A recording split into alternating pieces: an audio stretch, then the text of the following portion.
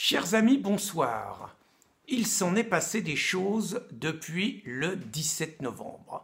Ils étaient convaincus que ça allait être une soupape permettant de soulager une colère et que samedi soir, l'affaire serait pliée et qu'on allait pouvoir continuer à nous vendre le litre d'essence à 2 €. Manque de chance pour eux d'abord, samedi, même s'ils ont minimisé les chiffres, a été une réussite exceptionnelle. Manque de chance pour eux, cela a continué ce dimanche. Et manque de chance pour eux, cela continue aujourd'hui, lundi. Ils ont donc envoyé leur Premier ministre, Édouard Philippe, sur les plateaux de télévision.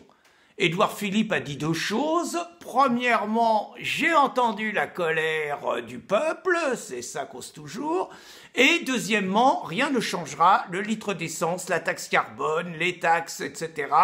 Le litre sera à 2 € début 2019. Bien évidemment, après un tel discours, les actions ont continué ce jour. Alors ils ont envoyé les caniches de l'Élysée sur les plateaux de télé, dans les journaux, pour salir et cracher sur les gilets jaunes. Toujours en pointe dans la lutte contre le racisme, guillemets, l'homophobie, guillemets, l'islamophobie, guillemets, Libération est montée au créneau et a fait des reportages particulièrement dégueulasses sur des gilets jaunes horriblement populaires, populistes et qui ont osé maltraiter une voilée qui leur avait mal parlé et mal parler à une femme de couleur qui avait juste essayé de leur foncer dedans. Bien évidemment, les gilets jaunes, racistes, xénophobes, homophobes, etc. Et puis, ils ont envoyé également un autre caniche de l'Élysée, Laurent Berger, secrétaire de la CFDT. Alors la CFDT, c'est les spécialistes pour poignarder les luttes. On se rappelle de la lutte des retraites en 2003 et Chérec qui va signer avec Fillon alors que le mouvement est à son paroxysme.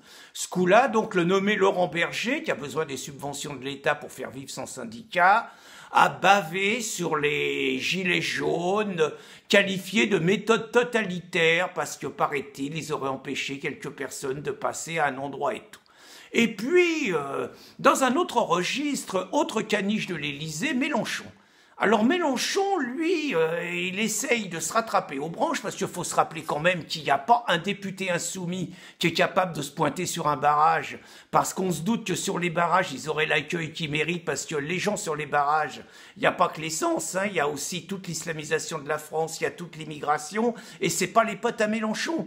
Donc Mélenchon, incapable de se pointer sur un barrage, a réussi à se faire prendre en photo avec quelques gilets jaunes devant l'Assemblée nationale, en racontant qu'il allait voir les gilets jaunes place de la Concorde, il n'a jamais été là, mais il a fait mieux depuis, c'est-à-dire qu'il était à Épinay dans le 93, et il a réussi à dire devant une population qui correspond à, on va dire, à ses électeurs, on va le dire comme ça, qu'ils étaient la France de demain. Ce qui est très gentil, ça signifie donc que les Gilets jaunes, alors que c'est un mouvement populaire, que Mélenchon, il dit Mélenchon le peuple, les Gilets jaunes, la vraie France, c'est pas la France de Mélenchon, c'est pas le peuple de Mélenchon. Le peuple de Mélenchon, il est dans le 9-3 et il est dans les quartiers nord de Marseille. Et Mélenchon continue à réclamer la taxe carbone, simplement il veut pas que ça soit, on va dire, les plus pauvres qui la payent. Donc, définitivement classé celui-là. Les nouvelles du front.